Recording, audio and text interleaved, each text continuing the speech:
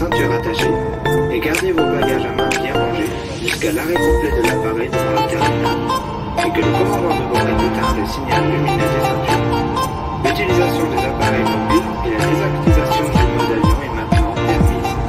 Veuillez s'il vous plaît vous assurer d'avoir avec vous tous vos effets personnels quittant l'appareil et soyez prudents en récupérant vos effets personnels dans le compartiment supérieur car le contenu peut avoir été déplacé durant le vol.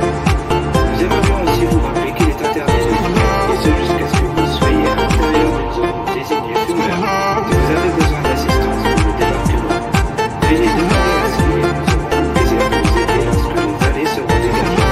De plus, veuillez vous abstenir d'utiliser tout appareil avec écouteur lorsque vous circulerez sur la voie vers le terminal et demeurez attentif envers les autres appareils et véhicules de service. Au nom de tout l'équipage, nous vous remercions d'avoir voyagé avec Fleur Airlines.